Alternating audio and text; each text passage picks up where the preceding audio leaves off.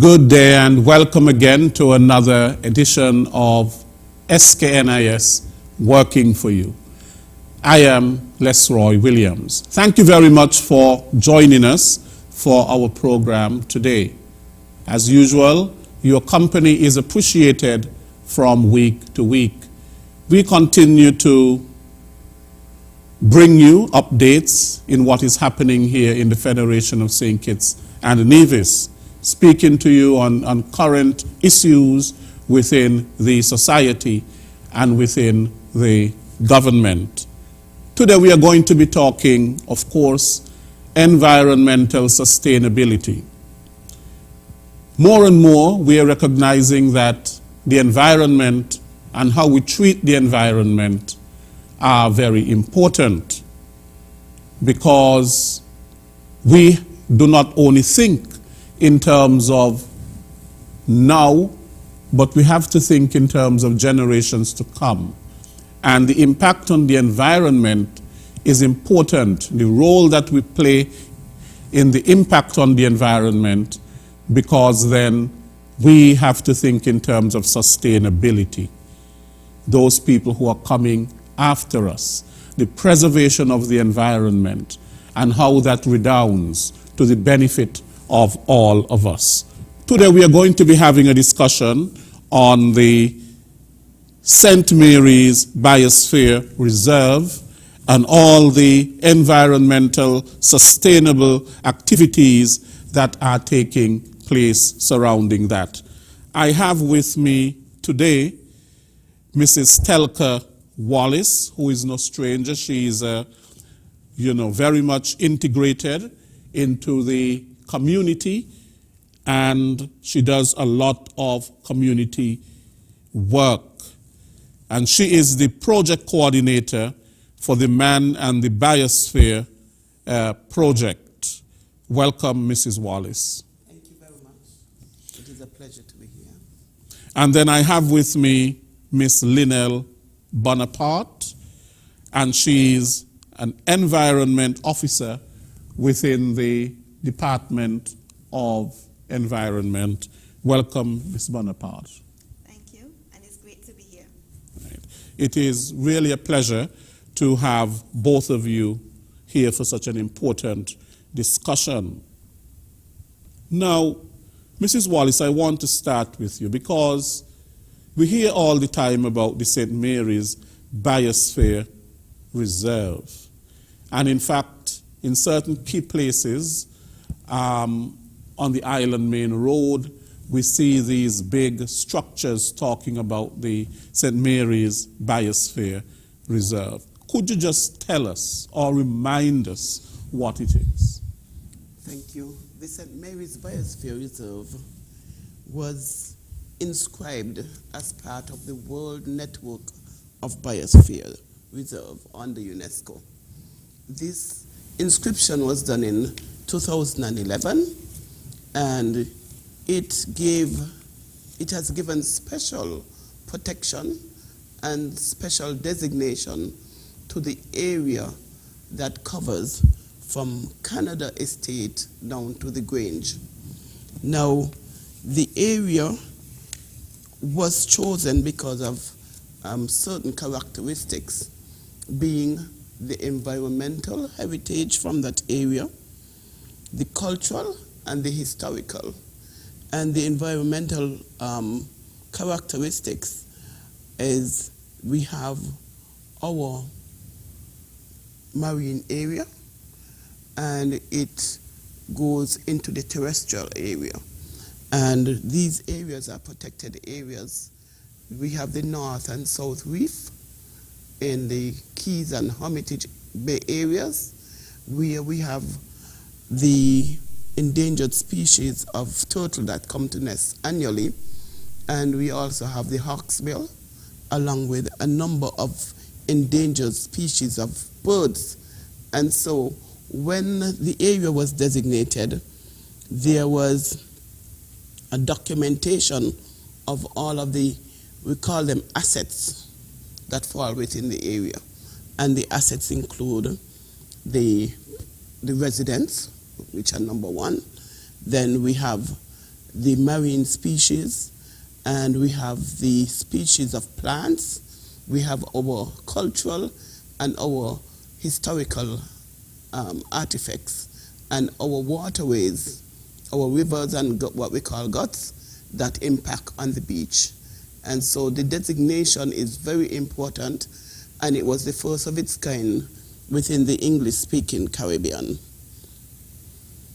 So it holds a lot of importance in terms of the environmental history. Yes. It holds a lot of importance. Now, why is it so important to preserve the St. Mary's biosphere? I know that there's a lot of flora and fauna, yes, and all of that. Yes. Why is it so important?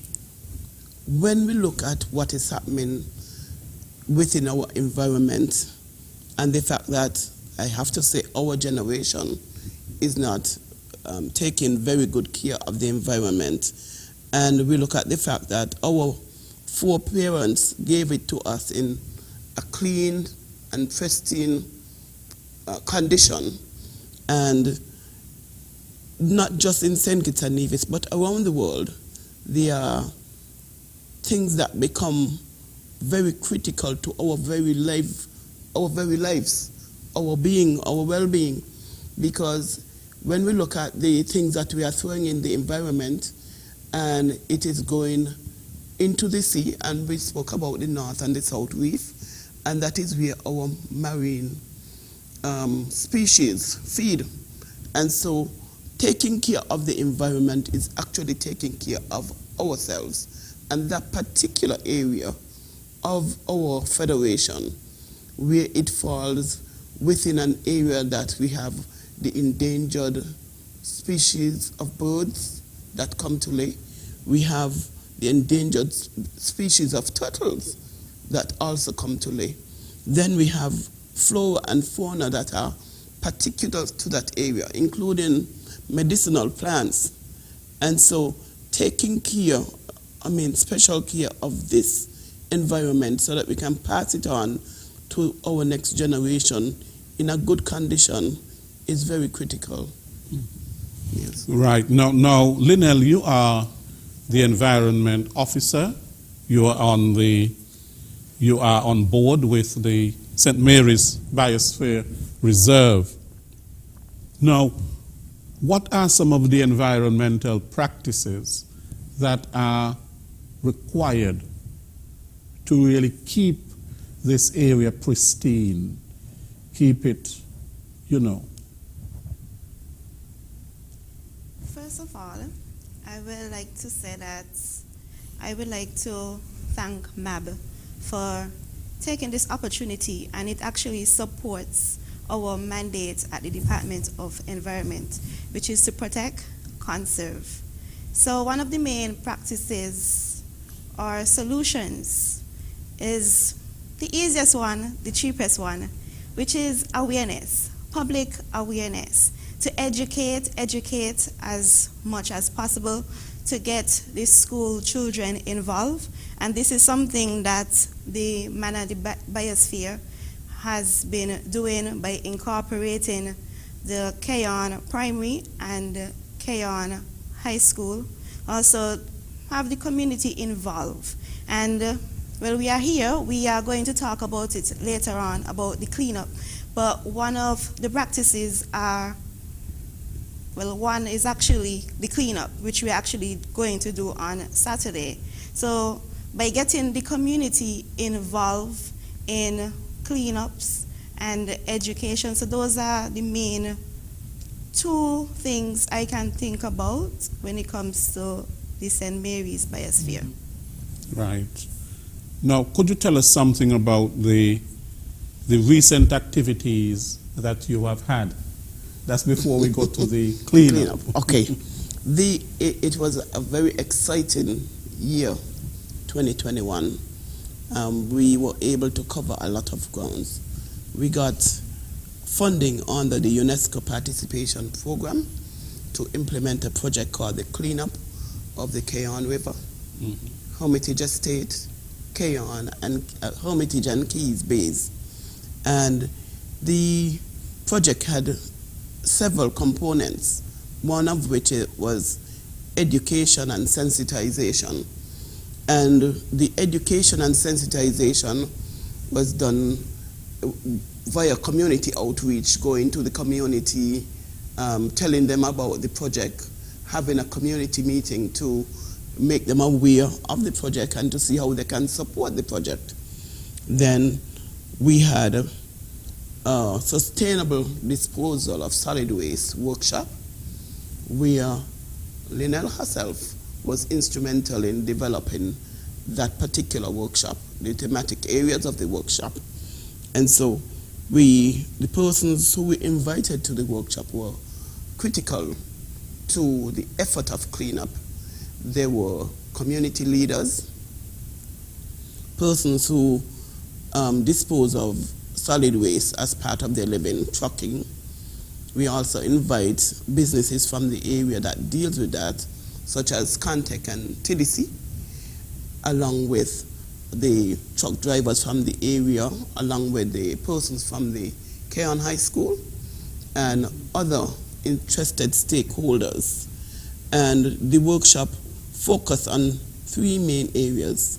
That is, one of which was expounding on the project, looking at solid waste from an environmental perspective, and looking at how solid waste, when it is indiscriminately thrown about, how it affects the environment and what can be done. And one of the key things that was done was that we had someone from solid waste management come in and did a session, and how much it costs, the tipping fees. So when you hire a truckman to take out your garbage, you have to be strategic. A lot of time the truckmen take, without knowing the damage that they are doing, they take the waste and they throw it all over the place. It doesn't cost that much to take it to the designated area. So the person from solid waste actually came in with a chart with a cost of how much it costs. And it costs pennies. It doesn't cost much. And so that was an awareness for all of us.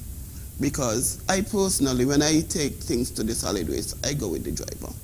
Or I let him come for his pay when he come with the receipt from the solid waste. There's no wrong thing if you tell the person, okay, go ahead and throw the garbage, and when you come back, bring the receipt and I will pay you. These are things that we have to do. Then we had the Sustainable Livelihood Camp, where we invited children from the Keyon Primary School and the Keyon High School. They are the next generation who would be taking this process forward. And so part of the project sought to transfer knowledge to the younger generation via the Sustainable Livelihood Camp. It was really fun, and the children were so enthusiastic, and it really surprised me. I was very heartened by the response of the children from both the primary and the high school. And some of the interesting things that was done was we did a scavenger hunt, where we gave them a sheet of paper with items of garbage that they may find on the beach, and we split them up into groups and send them out on the beach. And in 25 minutes, they picked up about 10 bags of garbage in 25 minutes. And we took them back to the plenary site where we have in the camp at the primary school, and they were able to articulate all the things that they found, and then again related to how long this particular item of debris will last in the environment. And because some items take up to 300 years to decompose, then we look at our current solid waste situation and how long will that last? And if we continue to dispose of things the way how we are, then we know within 50 years we would not have any place to plant food, because it would all be covered with garbage. And then we had the we have the environmental awareness rally, where we brought in educators against solid waste, the marine management area, Department of Environment, and Angelique Dance group that deals with the environment as well, along with community members and the minister with responsibility for the area. And we had a really interesting rally where we spoke about environmental awareness.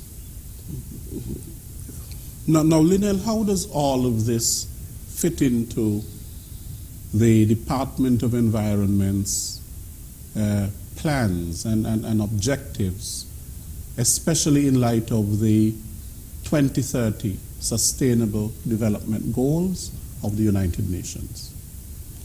So at the Department of Environment, we focus on Goal 13, which deals with climate change, 14, which is life underwater, and 15, life on land. So those are the three main goals that we focus on.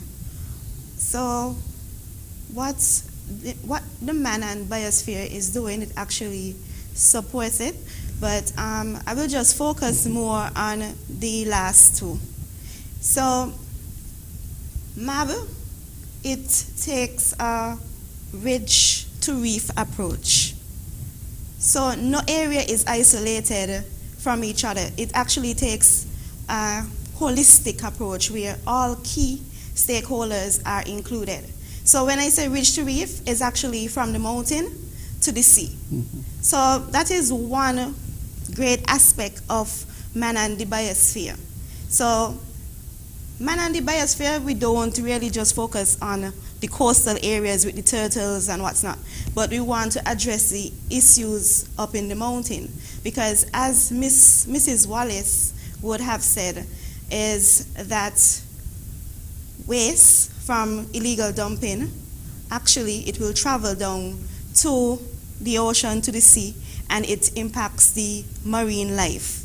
So with MAB, we account for all of it. So we are addressing the illegal dumping situation, and then that will help us to deal with the situation at sea. And as I said, this supports what we are doing at the Ministry of Environment, because we want to protect, we want to conserve. Also, we are signatories to many conventions, such as CBD, the Convention of Biological Diversity, and where we have our commitments. So when groups such as MAB come on board and actually protect, actually support these commitments, we at the Department of Environment, we are happy that we have that support from local NGOs or community groups. I hope I answered everything, but if I missed anything, please feel free to ask. Right. Yes, so everything is so connected, and our bad practices of mistreating the environment, whether it is pollution, throwing our garbage in the guts, and so on, we may not be thinking in terms of what we are doing, but Yes. our action is really affecting the environment in so many ways. As you mentioned, the garbage then finds its way down to the sea. Yes. In our waterways, Yes. polluting the water. And of course, that pollution then leads to the marine life being affected. And we eat it. And then we eat it. And so it's a whole, It's it's a interconnected. ripple effect. It's all connected. It's interconnected. And one of the aspects that we did not even mention is the health aspect. Mm-hmm. There's a serious health aspect that comes into play when water settles in old bottles and pans and so on, that cause mosquitoes, breed mosquitoes, and we know, and rodents, and different things that impact our health. So having these issues addressed will be an asset to impact our health in a positive way. And so if I can go back to Linnell again about the survey as part of the workshop on sustainable disposal, Linnell developed a survey that was administered to persons living along the waterway. So maybe she could expound a bit on the findings of the survey. Yes, so as Ms. Wallace said, that I was instrumental in carrying out a small little survey to understand or to actually know what the people of Keyon actually know about illegal dumping and the impacts, which most of the persons in the survey, they're actually knowledgeable that illegal dumping will affect us adversely. So they're actually knowledgeable, so that is good. That it indicates to us that awareness is out there, that the persons know. I think the issue though is sometimes we like to look for the cheaper way and forget about the impacts, because it might not affect us now, and sometimes we forget about the future, which is basically sustainable development, developing now and keeping the future generations in mind.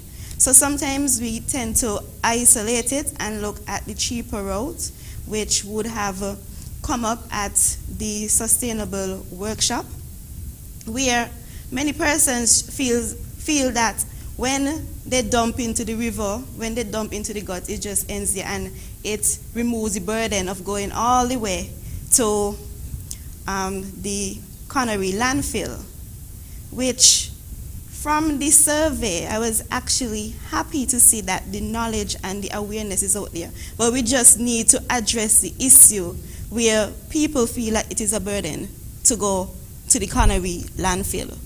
So I don't really think that people are uneducated with the issues of illegal dumping, because many of them, they got the opportunity to highlight the issues where they would have said that mosquito, the breeding of mosquitoes, pests as rats, they would have highlighted it blocks the flow of the river, it impacts fishes, soil contamination. So we see these are the responses from the people in the community.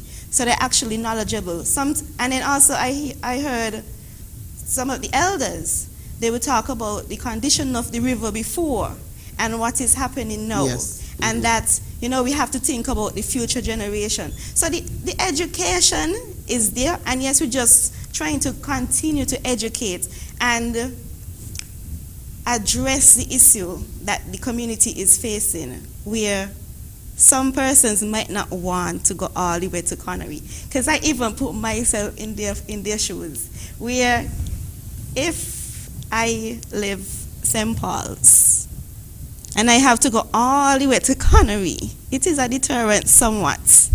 So sometimes, just to put myself in their shoes, I can understand. It is just easier to just pelt it over the wall, and that is it. Mm-hmm. But as a country, we need to deal with that.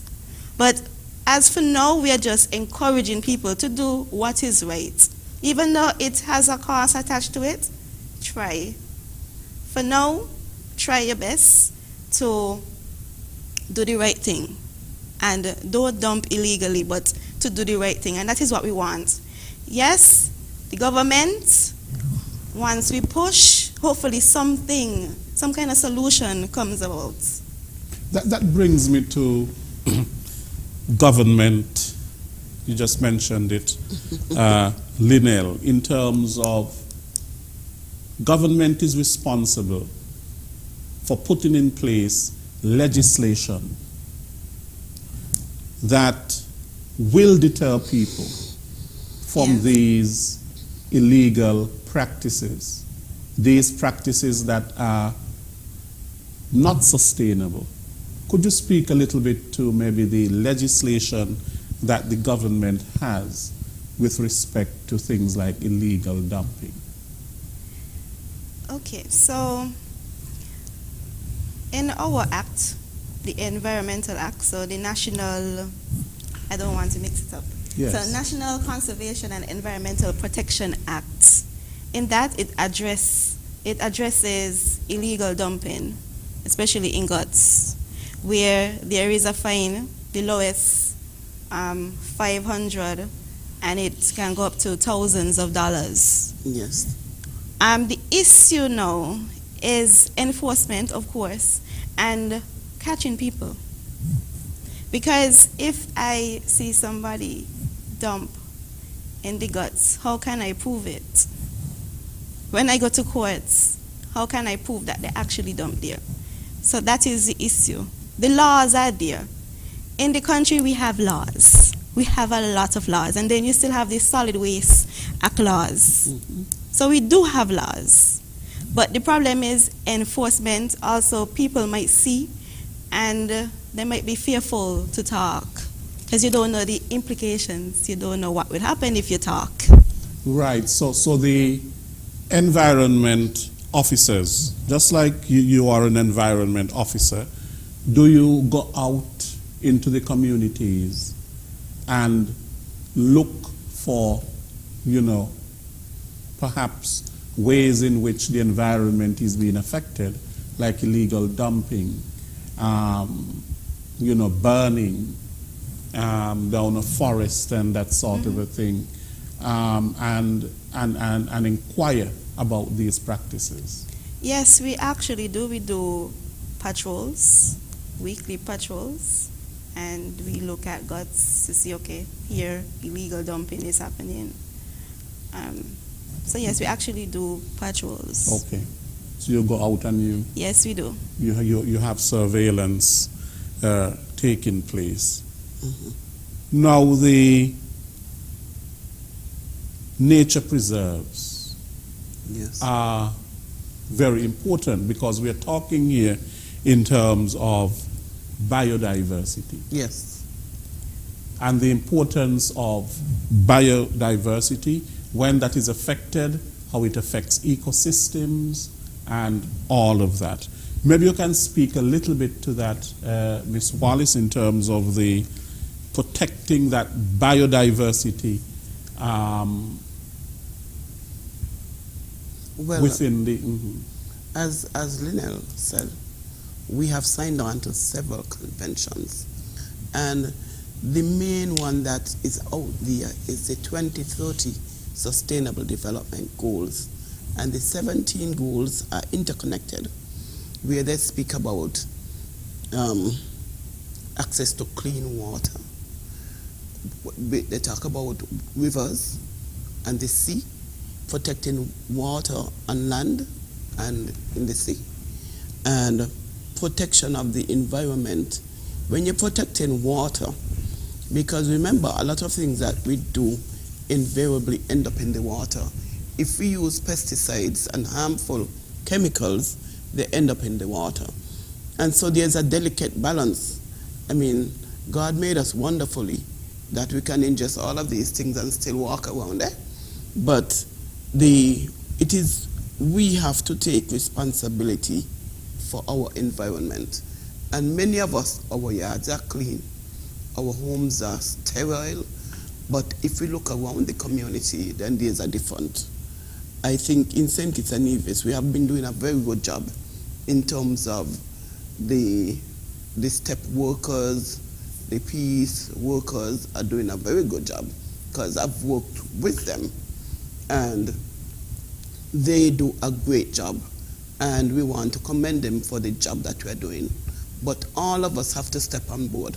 I'm sure you drive around, and sometimes the guys and the females and males just finish cleaning an area, and somebody will just throw out something. These are the behaviors that create imbalance in our environment, because we see it, we just don't want our car dirty, so we just throw it out. How about waiting until you reach to a garbage disposal area and then you throw it in a bin? The same thing, if you live close to the waterway, instead of dumping in the waterway, how about saying, I am going to take care of my part of the waterway, so that when I buy fish, I know the fish is healthy. And so the balance, the biodiversity that we have in our environment, we have to protect every area of our environment, and even our cultural and historical effect, heritage effects, because these are assets that can be quantified in dollars, and in time to come we will have to do that, because if you have a piece of land and the land have on something of a historical or cultural value, you know the value of the land go up.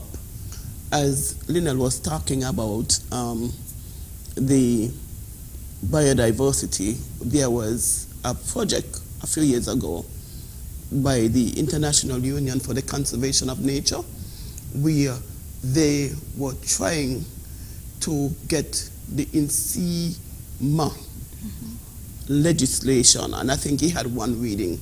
The NCMA legislation don't just look at what the NCPA had looked at, but it promotes it to protection of our biodiversity, meaning you cannot take up anything from our environment without our knowledge. And these, even if somebody is going to take up something, it has to be registered with the Department of Environment. And so it is not just about that, but it's about the legal, about what belongs to us. Because before now, there wasn't anything that protects our biodiversity. So somebody can take up our asset, an asset from out of our environment, make millions, as has happened in other countries, and there is nothing that is going to come back to us because there is no protection of that particular asset. So if we know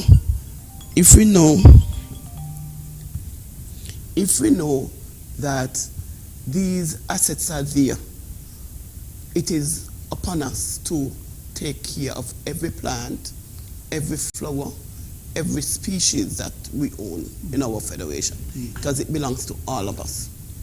A lot of it has to do with... Yes. Go ahead, Lynell. Yes, just to add what Ms. Wally said, we have the Nagoya Protocol, yes, which protects what we have here. So if there is any research or any scientist wants to actually take our resource for maybe medicinal purposes, then they will have to get a permit and permission to do that. So it's not a free for all. So there is actually something in place where we manage and control that. So we are improving. Yes. That came out of the project from the IUCN, the Nagoya Protocol, that was implemented here. There are even some signs at the airports and seaports that says that the assets of St. Kitts belong to St. Kitts. So it's a whole host of things that answers that you just brought up there when you spoke about biodiversity, because protection of our biodiversity is not just protection from damage, but protection from people taking it away from us without our knowledge and without our benefit. Yes, and a lot of it has to do with education. Lynell, you're an educator, and starting with, of course, our children, so that they can understand the importance of preserving and protecting the environment. And additionally, I think there's need for more signage. Yes. Probably around the island in terms of please do not litter, please do not dump garbage here. There's also need perhaps for more television ads and things like that. You know, awareness is extremely important. Yes. Making people aware that, you know, their actions are affecting the environment. Does the department, apart from, you know, what you're doing now, do you have any plans to ramp up, for example, signage around the island, television, you know, infomercials and that sort of thing? Well, for now, we mostly try to go about it via social media. But I can suggest, or maybe it is already in the plans, but yes, I can push for that. Yes. Especially in my role as conservation officer at the department. Just to add something that came to mind when Ms. Wallace was talking, at the same sustainability workshop, I would have mentioned about this community, well, it's a co-management approach that is actually successful in Tobago. So co-management, we have both community and the government working together. But the community has to see it beneficial to them. So in Tobago, there is the Argyle waterfalls. It's a 3-tier waterfall.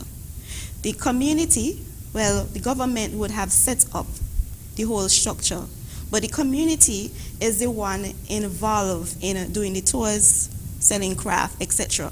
So imagine myself as a member of the community working and receiving income from the waterfall. Would I allow anyone to come in to dump illegally? No. Because you are taking away my income. And I think an approach like this in our country can work, where we help community members to see the importance of the resources or the resource that is in their community, and they must do something to protect it. So I think that is needed. We need the community, because many times persons come from outside of the community and will dump, and no one wants to say anything. But if it is a benefit, a direct benefit to me, I will, because you are taking away my income. Right. You're right. She's very right. And that is the approach we're taking with the Keon River, where eventually tours would be done within the Keon River, because the Keon River is not just a waterway, but it has springs at different areas within. We are even testing the spring water to see how clean it is, if it has any contaminants, or if it is pure enough that it can be used. Yes. Especially now, with tourism, and tourism basically is our main income earner at this time. And if we keep polluting our beaches, our guts, our forests, and all of that sort of a thing, it doesn't speak very well for tourism, and it's going to affect tourism. That's true. You see, so I do know that the tourism department works along as well with the Ministry of Tourism. They work with the works MAB as along well. with the Department of Environment, and they have the plastic free and the MAB as well. and things like that. Well, yeah. Because we use a lot of plastic, and the plastic ends up where it should not end up. That's true.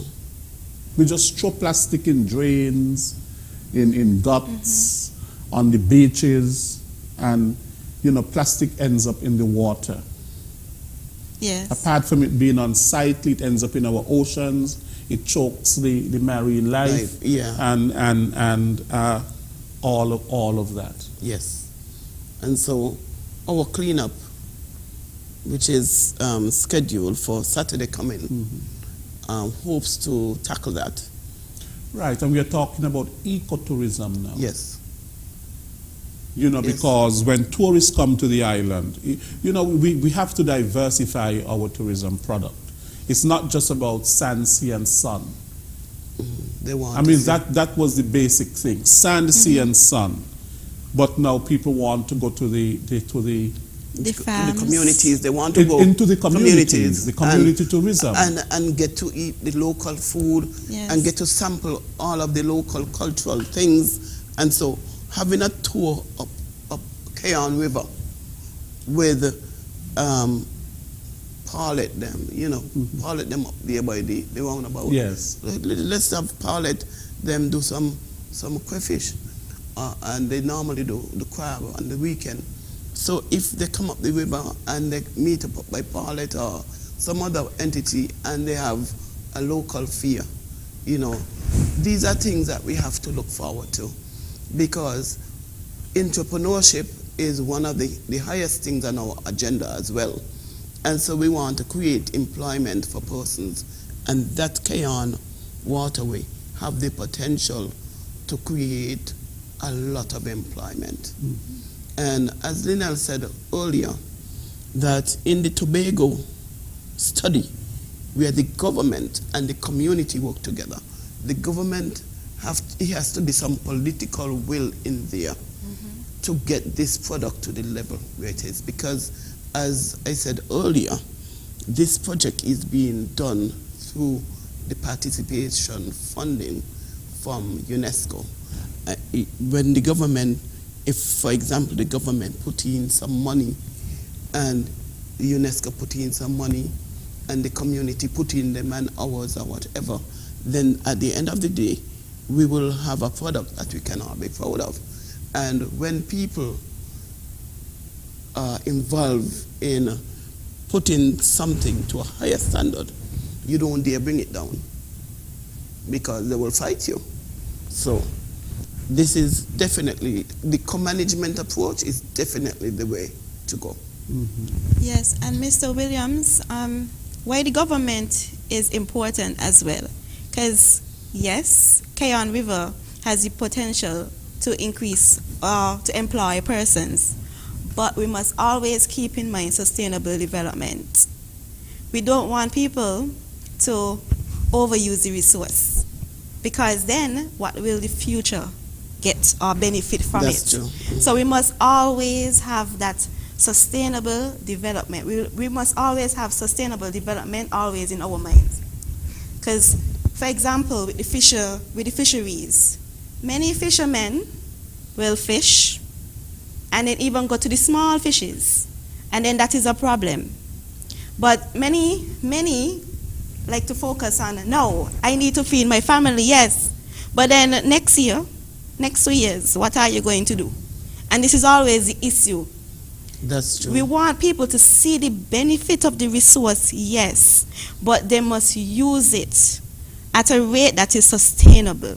So yes, we want people to sell fish and crayfish and all of those things, but leave the juveniles, leave them. And this is why the government is important, because then you have DMR, Department of Marine Resources, now coming in and putting in the regulation and size limits, etc. So a co-management approach, yes, we want the community to benefit, but as well the government has to be there to guide the community. Yes, so there has to be some habitat restriction. Yes. And first and foremost, we did an assessment of the Keyon waterway. And again, environment was involved in conducting the assessment. Right, and that brings me to something. You can speak about the assessment, Mrs. Wallace, but the whole area of research. What research is really being carried out, especially with the St. Mary's Biosphere Reserve, because the research can tell you quite a lot in terms of what are the species. Are there any species that are rare to that area? Yes. Are there any species that are endangered? What are we doing to protect certain species of animals and plants? Yes. For example, that sort of research, I don't know if it has been done, but research like that should be ongoing to complement in terms of what you're doing.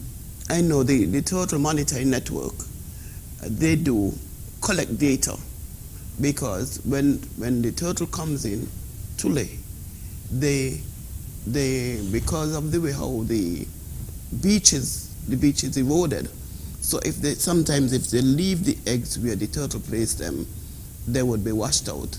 So they move them, and in moving them, they count them.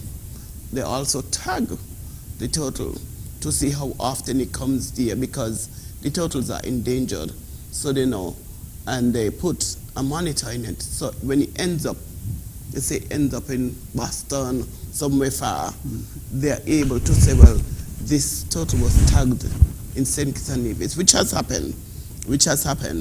And so there are entities that are doing research, but the actual the collection of all of that data to put into one comprehensive database that you could say, this is the data from the map as it relates to the biodiversity, as it relates to flora and fauna, as it relates to species of animals that are inhabited in there, that it relates to businesses, that it relates to the historical and the cultural heritage. That is something that still has to be collated. Also, let me just say to that, this is the 10th anniversary of the St. Mary's Biosphere Reserve. And so some of these activity that we have been doing falls under the 10th anniversary celebration. And moving forward, we are hoping to go a little bit more in depth into the conservation of the area. Ms. Wallace? Yes. Just to add, so the Department of Environment, we do some research, as well as in 2017, we would have had our inventory, where a rapid assessment was done in the entire country, both St. Kitts and Nevis. So we have an idea of our species. We need long-term monitoring though, because a rapid assessment is only a snapshot. So we need that long-term monitoring. One advantage that the larger countries have, like where the UE, like Jamaica, Barbados, and Trinidad, is that there is the university there. So most research projects, you actually have to do it. You actually, the student will have to find funding, you get the support from the school, and that is one of our issues, that we don't have a university here. You might get Ross University doing something with diseases, but when it comes to actually data collection and what's not, no. Because I would have studied in Trinidad and I would have had the support from the university to conduct research, as well as I have a supervisor, which he is a researcher or she is a researcher, so she can guide me, especially in analyzing my data. And this is one limitation that we have. So we always have to rely on projects. So it's really a limitation that we have to work on and try to get people interested. Sometimes I, to be honest, don't really feel the passion of, is really trying to get persons interested, but is that it is not what they are passionate about. You don't really get that passion from them. So really, we need to get persons passionate, maybe in CFBC, in the environmental class, or whatever we can, to get our citizens interested in collecting data. I'm not sure if it could be incorporated in the IAs, etc., but that is one hurdle that we have here in the country. And that is an advantage that the larger countries, they have, because they have the students actually doing the research. They always have that continuous data collection. And then you have these NGOs, a lot of them, they have more NGOs who are willing to collect the data. While in St. Kitts, we don't really have that. We don't really have the resources. So it's not as easy. You know, especially when we're talking about nature trails and all of that, the eco-education is extremely important. For example, it's not just people going on a hike, going on a nature trail, going up into the forest, and all of that, but to be able to explain to people, well, these are the species of birds that we have. When you see one, you're able to point it out and say, well, this is a flamingo, or you know, to point out the plants and to say, well, this is the name of the plants, and this is perhaps the scientific name for these, because all of these plants and things like that, so the tour guides can have some knowledge and to be able to explain to the visitors and so on. Yes, and especially our local people, because we need to know what we have. We can't take pride in what we do not know. And so we need to know what we have. And we have some persons who are on the MAP committee who are, we are them old-time medicine men. Like Winston Ibu Caesar And we have Kevin Bowers. These are people who study plants and study the different uses for plants and so on. And we are privileged to have them on our committee, because when we go into the nature, they are able to point out, well, this plant, the name of the plant, sometimes you have the scientific name of the plant and what it is good for. And so we have, even along the Keon River, it's so interesting because you have the old Congo town where the Maroons, when people run away, slaves run away from the plantation, they used to go up in the mountain and they planted particular palm oil trees. If you go up there, you see them up there, and you know they've been up there for hundreds of years. And you have the Congo town along the river. And so when you go into these areas, it's good to have someone who have knowledge of the area, otherwise you're just tramping through. You're not really getting an education.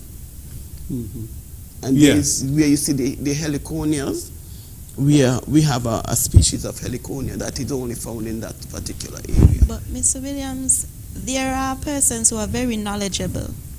Because I love birds, and I'm involved in birding, and there is like Mr. Percival Hanley Yes. and Mr. Michael Ryan. Those are our two main birders, and then we have Kate Orchard.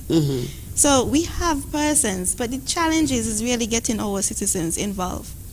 Because when I started to birding, you know, some persons will make the comment, you are a foreigner. That is not something that we would do. So it comes across as weird to them. So I think that we need to help persons to build their pride in their country, in what we have, the little we have. Or even sometimes I would hear people say, Lynell, what birds you counting? We ain't have no birds.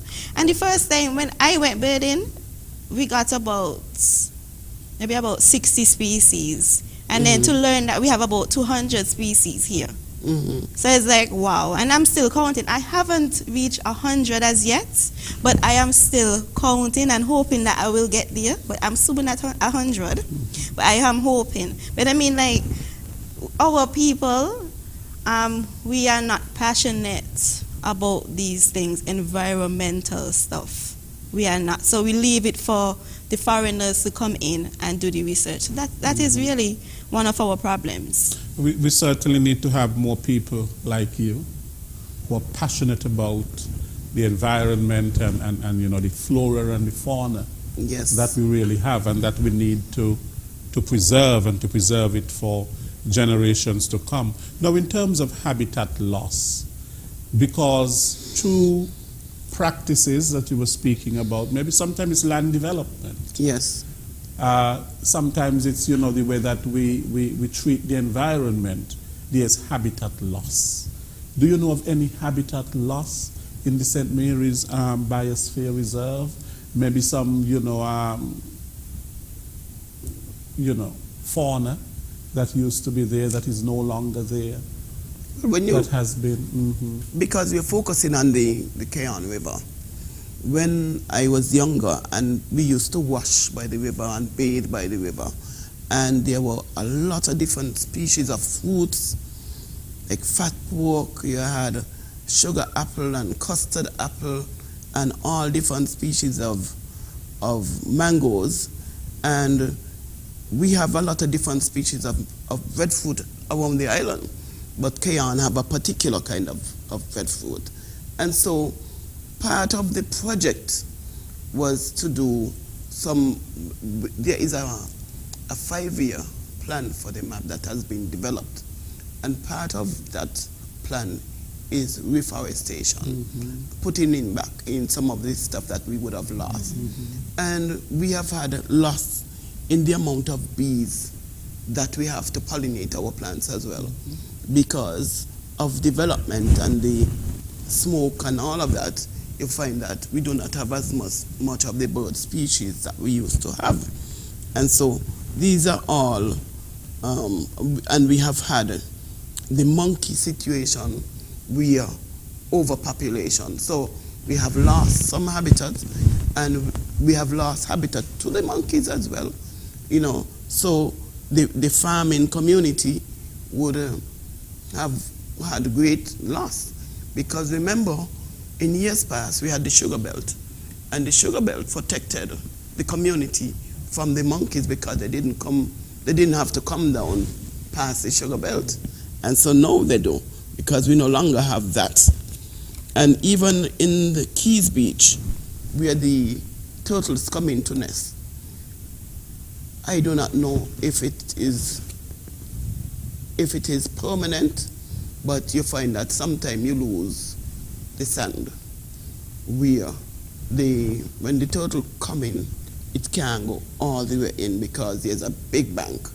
So they would have lost their nesting area because of the wave action, you know, and that is attributed to climate change, where the sea level is rising and so on.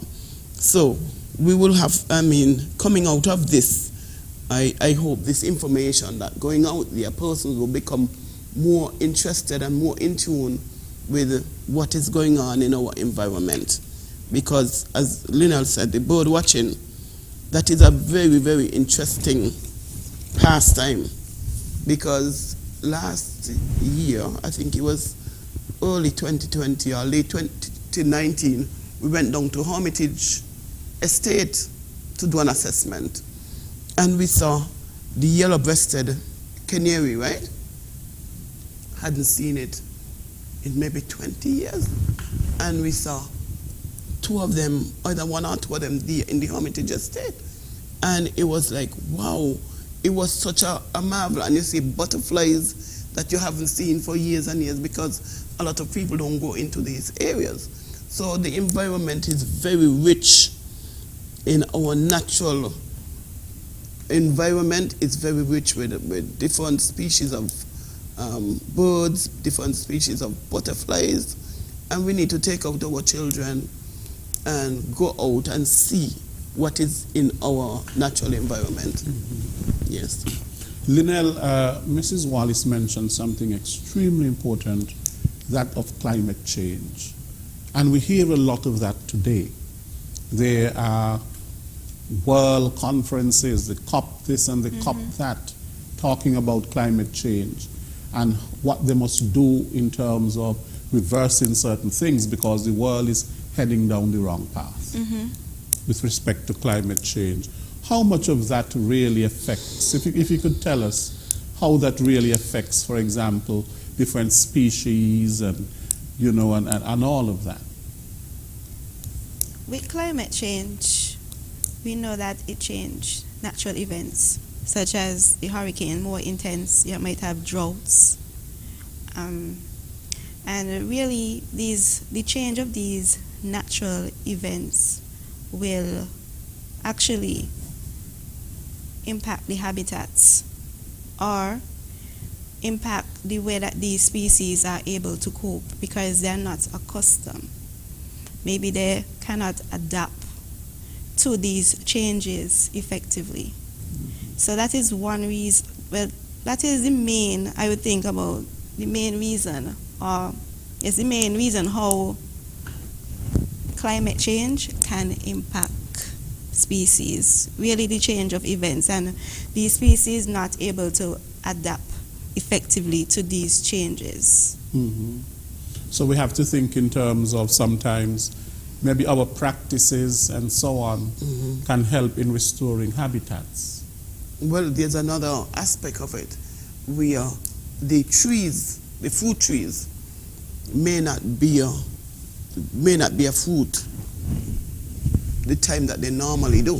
So that too would affect species, because let's say, for example, a certain species a bird come to the island and they're accustomed to get mangoes, but mangoes didn't come in as yet. What are they going to eat? They have to find something else to eat, you know. And so there's a host of things that happens when the season changes up because of the climate change. And you spoke about drought. Drought is a slow onset impact. And a lot of the farmers over the 2020, 2021 experienced drought. We look at the water, where we had to move to rationing of water. And we are saying our resources are no longer unlimited, they are limited. So we have to take care of them. What can you do to help to slow down the impact of climate change? We have to look at certain things, that practices, like how much energy do you use? How much water do you use? How are we going to protect our plant life in the event that there is a drought, so that plants can continue to, we can continue to produce, you know. Yeah, those are some of the things that we have to look at. Sustainable living. Sustainable, yeah, living. Sustainable living. We have to think in terms of, you know, the very, very little things that we do. Because sometimes we think that we are not having an impact, but because they're just very little things. But if everybody is doing it, it's really a build-up. A build-up. Right? And so there are very little things that we can do to preserve our environment, things that we can do to conserve energy. For example, turning off the light when you're not using it. Right. Do not leave the tap running while you're brushing your teeth. You know, all of these little things, and these things help us to be aware. It's the awareness. It's a general awareness. Purchasing sustainable products. Yes. Instead of using the plastic, you know, you purchase some alternative to plastic. The biodegradables. The biodegradable. The biodegradable and things like that. Because all of these things tie into what we're having a discussion here about today. Yes, but in terms of the environment. I mentioned just recently, when we were growing up, there was no plastic. We had a bag that we went to the shop with. And they would sometimes we used to call, I remember, it's a crocus bag. The crocus bag or the shopping bag. Yes, the shopping bag. Sometimes you make them out of, you know, the things that rice used to come in. And yeah, the rice bag and the flour bag. The flour bag. Yes, and what about, how did you go to buy goat water? Did they have a container to give you, or did you walk? Your bowl. You took your bowl with you. You walked with your bowl. There are little things that we can do to prevent these major impact on our environment. And one of it is, when you're going to buy goat water and when you're going to buy black pudding or sauce or whatever, you go with your bowl. They could measure it out in the container that they usually do and try it out in your bowl, and they could measure somebody else and try it out in the bowl. Someone might say not in this COVID time. No, but you're not eating out of it. But it protects you because you bring your own container and you're going back with your own container. When you take a plastic, you have a plastic, you have this styrofoam that have been touched and touched and touched. But if somebody bring out a container and pour over your goat water in your container, they don't necessarily have to touch it.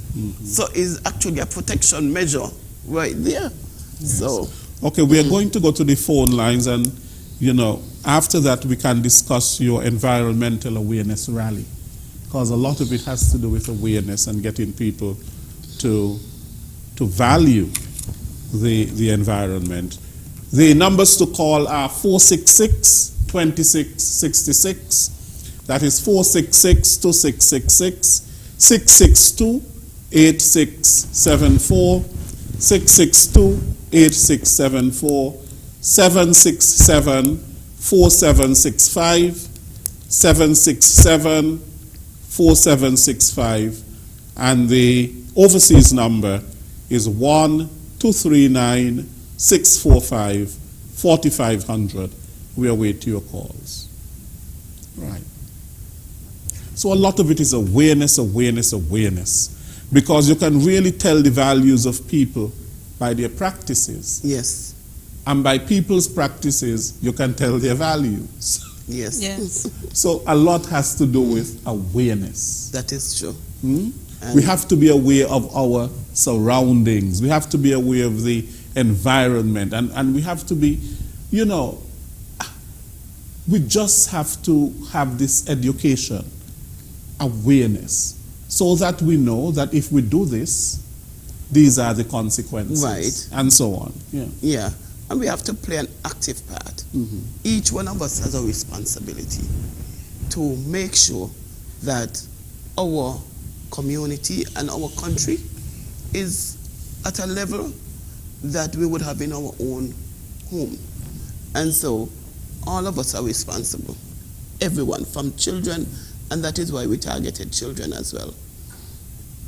Because from children to adult, we want everyone to take responsibility. Right. So you're going to have an environmental awareness rally? We had it already. You already had that rally? We are going to do the cleanup.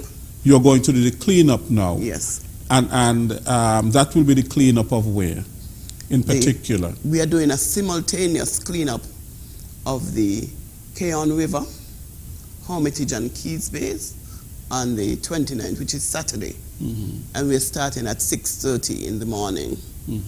And the cleanup, when the assessment was done of the waterway, we found that there was a lot of bottles in the waterway. In some areas, there are some areas where we have concentration of garbage. And so we are going to have teams of persons at different intervals along the waterway. And then we are going to have persons on the beach. We're going to have different teams on the beach because we want to do it simultaneously. So that, interestingly, we're going up to the turtle nesting season. Yes. And so we want to have the beach clean. And in order to have the beach clean, we have to have the waterway clean as well. And so we are tackling from all of the areas so that when the rains start to come, we don't have a lot of debris coming down on the beach. Yeah. Right. So you're working, in collaboration with the Solid Waste Management Corporation. Yes, there are a number of entities that we are working with.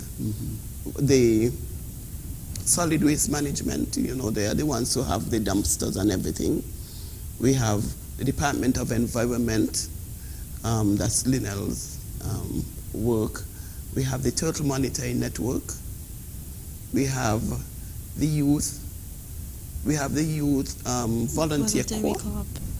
We have the Keon and primary school. We have children, and they're very enthusiastic about coming. And we have the Keon, and they're now MAB ambassadors. They have been graduated to MAB ambassadors. That's good. At a young age. The youngest person at the Sustainable Livelihood Camp was 9 years old. Very intelligent young girl, up to 16 years. And so all of these youngsters are going to be on the beach. We don't want to send them in the waterway, so they're going to be on the beach. We also have parks and beaches, which have a team of persons in the Keon area. The Keon Netball Club, all those nice-looking girls and so would be there as well. So we are looking at having a fun time in that we don't want it to seem like a chore, but we want to have an effective cleanup that tackles the problems that we have on the beach and in the waterway at the same time. You're going to have refreshments? Definitely. People, Definitely.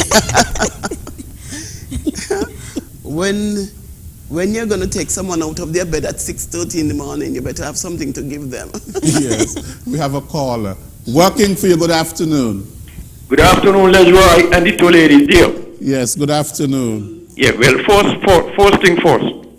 When you give out the telephone number, expect calls right away. Yes. From me. You're one of my most faithful callers. Right, and Jam Dong, and Alice, and Dumpling. Yes, I appreciate the callers. Right, now, we are talking about environment. Let me fly on a plane a little while and come back. In the Virgin Islands, they have signs. I heard one of the ladies talk about signs on the side of the road, and she's correct. In the Virgin Islands, they have signs on the side of the road. $1,000 fine for littering. Now, a lot of people don't like to spend $1 to buy a bag of nuts, much less $1,000. I mean, yeah, they don't want to spend that. And if the environmental people would put up those signs along the road. A lot of people will not litter because they don't want to pay that. And I said that about 3 years ago. They need to put up these signs telling people if you litter, even if you throw down the red thing off a peanut when you don't shell it out and the blood out your door, you litter in. As small as it is, they build up. And sweetie paper can build up. Now, some years ago there was a captain on a ship. He drunken habit and he battled caused a great part of the world, the marine environment and the birds' habitat to suffer because of he and he battle. A lot of birds die with the oil that spilled from the ship that he run on a reef. And so therefore that was little into the marine life. Now we got some people inland here. When they fry the fowl and they board and watch everything, they don't get a container and carry oil over the solid waste. They throw it out of it and it run down in the drain. Down Rosemary Lane I'm talking about. The oil go down in Rosemary Lane and it go down on West Quay Street and down the smell stink.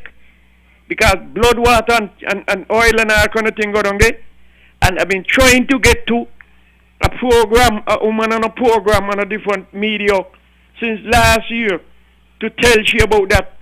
And she just got in the media and just yapping and wouldn't take up the phone. What she was in there yapping saying is what Macall and Bridges were telling us for years. So what she got in there to say, ain't nothing new. It's old and up to now she ain't pick up the phone. When the whole place been nasty up with people who nasty, dirtying up the environment, when they all go down in the sea, you're going to kill the fishes. So I'm glad that you all on this program, that I could lego that. And I want ZIZ to get a program for you all to go there, to talk about the environment. Because if you all have a program on ZIZ, the environment will be much cleaner. Thank you for taking my call. Thank you very much and have a good day. Working for you, good afternoon. Good afternoon, Mr. Williams. Good afternoon, sir. And good afternoon to Miss Wallace there and the next lady. Good afternoon. Well, I want to commend you all to uplighting us and the environment because this is something that's very important to talk about environment. Because environment is very important and keeping the country clean and keeping our shores and our, different place clean. Now, talking about environment, when I was coming up as a small boy coming up, you know that before you left, go to school at morning, you eat your breakfast, go to school, you got to make sure the yard clean up, clean. One little piece of bush up in the yard, we got to clean it up before we go to school. And when we come back from school, the same thing if anything. So that in those days, the environment was very protective because the children them don't learn when they go and they eat the sweetie or they eat a sugar cake and something up. They know what to do with it. They don't throw it down like that. I could remember good. The environment like this. I used to go to bars here and the shore used to clean. In before them things go down here. So I remember you talk about the bag them, the soda bag them where they used to make bag with it. Well, when I used to go to Tongo shop as a small boy, I used to walk with a box, a pasteboard box. A man named Melvin to cross Irish Town. That time that the supermarket was in town here. I think it was only Kawaja and those time was around. And we go in and them shop the back, they're gonna wrap your rice, whatever in a paper bag, and you're going to pack the box. And when you don't pack the box, I put the box from here and go down to the bus station and jump in the bus and put the box in the bus and go home and, and then the environment was like this. But now we get so much education, social media and everything to educate us about the environment and everything. People still out of hand doing all kind of things. And you know that these are tourist attraction country right now. That is where we depend on most. And if we don't keep our environment clean, you understand, it will hamper us in the future. So we got to keep, whether in the sea, or in the town or whatsoever, up on the beach, We got to keep our environment clean. So calling on all the people who like dispose the thing anywhere they go and stop it. We got to deal with it. All right then. Nice program. Thank you so much for your valuable contribution. Then if you'd like to comment on what they have said, mostly the supportive comments that they made. I am very happy to hear, as we said earlier, it is not everybody who is doing this. There are some of us as Kittichans who take pride in our environment. We just want more persons to come on board to take responsibility. Children, in households, everyone should take responsibility. And the first caller, when he spoke about having signs around about the fine that you would be charged, because if I drive my car without a license and the police stop me, I know what the charge is. If I drive my car and I go beyond the speed limit, the speed limit is there. So if I am driving, I have to be aware of what the speed limit is. And if I go exceed the speed limit, I'm expected to pay the penalty. And it's the same way when you put up signs that indicate to persons, because that is part of the education process. I am giving you fair warning that if you continue in this behavior, because it is a behavior, we have knowledge, then we have to address our attitude towards the knowledge that we receive, and then we had to further address our behavior. Am I going to continue to do this even though I have to pay if I do it? Because as you say, in the Virgin Islands, I was in the US. When you go in the US, you can't do those things. Yeah, if we had in this country, because only from time to time the police is out on the road. That is true. Checking in terms of the speed limit. Right. But if we had cameras, and you get a ticket in the mail, the government would have made a lot of money from people who are breaking the laws, the speeding. Not from me. I do drive Miss Daisy. and it is a fact that in some countries, you know, you don't see the police, but the cameras are there. Right. And you just get your thing in the mail. In the mail, and you have to comply. And you have to comply. But a lot of it is, you know, some of it, as you mentioned before, is we speak about the laws. We speak about working for you. Good afternoon.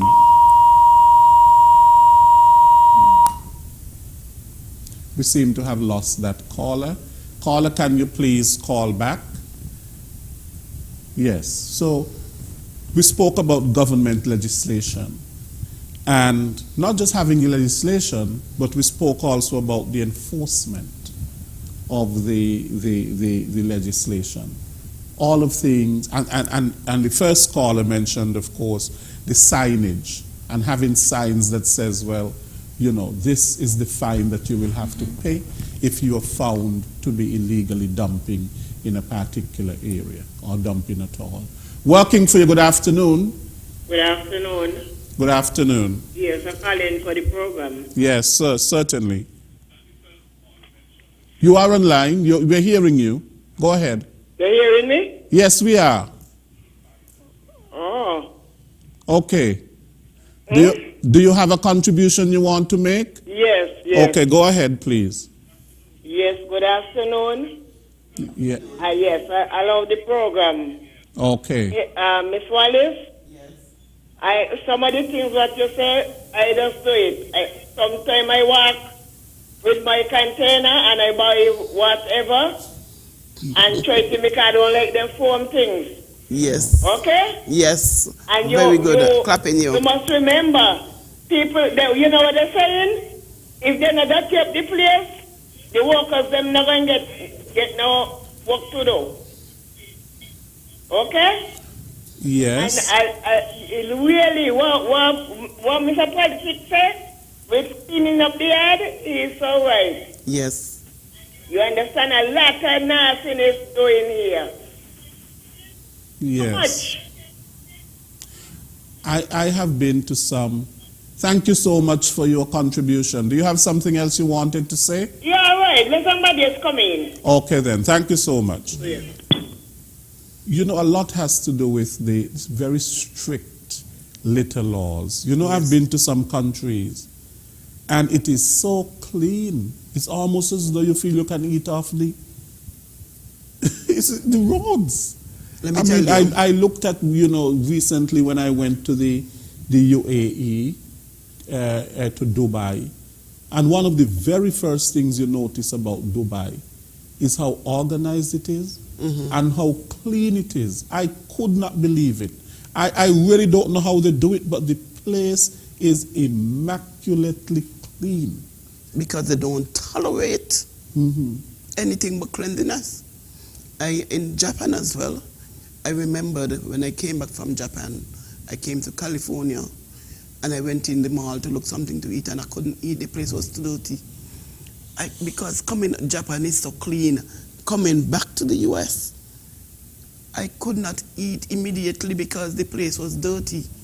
And you come from such a clean environment, you know. Yeah, so a lot has to do with, I think, is enforcement and getting the people in that frame of mind and all of that sort of a thing to keep changing behaviors. To keep their surroundings basically clean. Mr. Williams, what I can think about, many of us younger ones, we don't know of the stories that you, yourself, and Mrs. Wallace and others would have shared about going with the paper bag, etc. We don't know that. So actually forcing this younger generation to go to that is really, it would not work because we don't value, we don't know it. So it's actually changing a way how we were socialized to be. And this is the difficulty. And many countries, they have taken the easier route with banning the plastics and pushing the biodegradables because it still encourages the behavior of single use. But it just that it decomposes fast. Yes, so it is actually decomposing faster. So that is the route where we are going because it is very difficult when I am accustomed going to the supermarkets and just get the bag. Linnell, this is 2022. Yeah. Several times I've hosted persons on this panel, whether it be from the Ministry of Tourism, the Department of Environment, and for years there has been this talk about banning single-use plastics. Will it happen in 2022? We have had a lot of talk and talk and talk about it. Yes. And we have to start this awareness campaign, education campaign in the country. And how much longer will we wait before we can start doing this? Start getting people in the frame of mind. Yes. That look, these are the practices that are now ever so important in order to protect our environment. Because plastics are ending up all over the place and creating a lot of damage, a lot of harm to marine life. They are blocking drains and creating all kind of drainage problems and health problems and all kinds of things. And that is the way that a lot of countries are now going. Yes. We have to start educating people in terms of alternatives, reusable bags and all of that sort of a thing. But we have started, but I am wondering, when will the legislation happen? Well, Mr. Williams, we are soon there, I must say. We actually submitted something to Cabinet, which they told us to conduct more consultations and then report to them. And then we will move forward. So it's actually there. We did a lot of consultations, and some of my colleagues would have been on the same program speaking and sharing about the consultations. With the third wave, it kind of slowed down, But in this year, 2022, we will continue the consultations and push towards the ban on single-use plastics. In addition, the Man and the Biosphere wants to do some consultations as well, and the information from the Man and Biosphere can help to support us and give us some of the assistance that we need so that we can move closer and closer to the ban. I think too, my grandmother always used to say, when you see a good habit, pick it up. If we look at a lot of the students who come here from overseas, they walk with their bags to the shop. You see them, right? They walk with their bags to the shop. And they always have the reusable bottle with water. And when we're talking about young people adapting, young people are the ones who adapt the quickest. And so I am going to differ with Lynel in that respect. Even though you're not accustomed to doing that, when you understand that they adapt quickly, and we can look quickly. We can look at certain fashion trends. As soon as it starts, you see them in it. Yes. It has to become fashionable. Yes. And they would be a part of it. Yes. Because look how quickly they get on the fashion train. Yes. When something is new, and then they start doing it, and once it's young people, it's almost very infectious. Yes, and so and everybody wants to be everybody wants to be in, and what's not, if it's not sexy as they said, yes. you know. So we have to really, it is something that we really have to package it properly. We have to package it properly and really sell it to them. Definitely, and they will catch on. We are hoping that the MAB will become a pilot for the elimination of the single-use plastics. So, as Lynel was alluding to, as we speak, we are writing a project to send to UNESCO to do the sensitization for that, so that we would have a whole year of sensitization, and then from the following year, we could look at banning plastics in that area.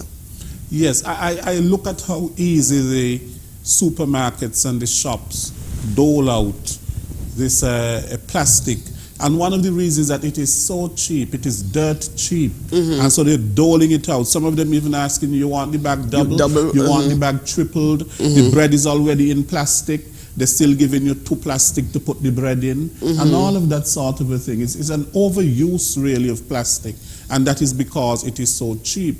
I know, for example, I've seen in places like in London and so on, and you go to the supermarket and, you know, you take your bag, people take their bags. Yes, yes. But if you don't have a bag, you actually have to pay for it. You have to buy. Yeah. You have to buy. Yeah. I've seen just in Antigua there. I don't know if they're totally banned, but when you go into the supermarket, that was like 2 years ago, just before COVID, you can't get a plastic. You have to buy one of those kind of bags. You have to buy a bag. Rams have them too, and they sell them. They reusable. I bags. Also saw that in the UAE. And in fact, if you don't have a bag, there's a particular line for you without a bag. Those with bags go in a particular line. At the cashier. Yes. So you're going in the line of shame. That is correct. You don't have a bag, and so therefore you will have to pay for the bag. For a bag, yeah. Wow. You know, and it's a reusable bag. Yes. And it's a reusable bag, so they're not giving you plastic. They're giving you a bag that you can. One of the things, sometimes we buy the bag and we forget it in the house. So one of the things I'm trying to incorporate is to always have the bag in the car. So when I go to the shop, I remember that I have a bag in the car that I can pack my stuff in, you know. We have so many plastic bags. I can speak about myself. Sometimes I feel as though the plastic bags are choking me. Taking you over. Oh. So many plastic bags. Sometimes you use them to take out your garbage in, you put them and use them to take out your garbage in and so on. But it's just an abundance of plastic. Yes, a lot of time when I go to the store, I don't take a bag. Even if I go to buy something, I say, it's okay, just give me like that, because my car is just the place. Yes. Yeah, so sometimes when my conscience can, but you know, you don't want to take a plastic bag. Right. So we are basically at the end of this program. Is there anything else that you want to say in terms of the St. Mary's Biosphere Reserve, the education campaign that you have embarked upon? Anything that you want the public to know before we go? We just, okay, go ahead, you first, yeah. Yes, well, I just want to encourage the community to come out and support, because this is your backyard. And many of us who reside outside, we are coming to support you, the community, and we want you to join us. Not just leave us there and let us do it. And then sometimes when we clean up, some persons go back after and dump. And then we feel that our work was done in vain. So we want to encourage the community to be a part. If you cannot make it because you have to work, send your children, get them involved so they can see what is actually going on, the amount of waste that we are going to collect on Saturday. We want you, the community, to come out, as well as to respect our efforts and not go after and throw waste in the guts or the river. Thank you. It was great being here. All right. Mrs. Wallace? Yes, I want to reiterate what Linnell has said, in that after the cleanup, you spoke about signs. We are going to put down some signs along the waterway so that persons can be reminded that the Keon River is an important asset. Because of the shortage of water, we do not know when we will have to go back and use that same water, or if we will have to do that. Waterway is cleared, and we are asking persons to come out and support. We are meeting at Maynard's Park at 6:15 on Saturday morning, and it's just going to be about a 2.5 hours worth of work. And we will have refreshment and water and everything there. So, Mr. Williams, you're welcome to come as well. Okay, we'll see about that. Yes, okay, yes. so thank you to both of you, Mrs. Telka Wallace, who is a stalwart basically in the community development, and she is the project coordinator for the MAB, the Man and the Biosphere project, St. Mary's Biosphere Reserve, and all of that important work that they are doing in the preservation of that area, the preservation of the environment. And equally, I thank Ms. Linnell Bonaparte, Environmental Officer at the Department of Environment.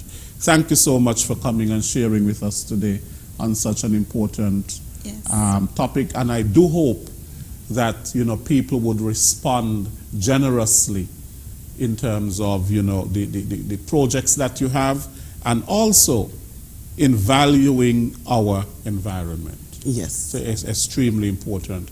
Thanks to all of our callers to today's program. Of course, we continue to appreciate you from week to week. Next week we will be back with another edition of Working for You. Until then, take good care. I am Les Roy Williams.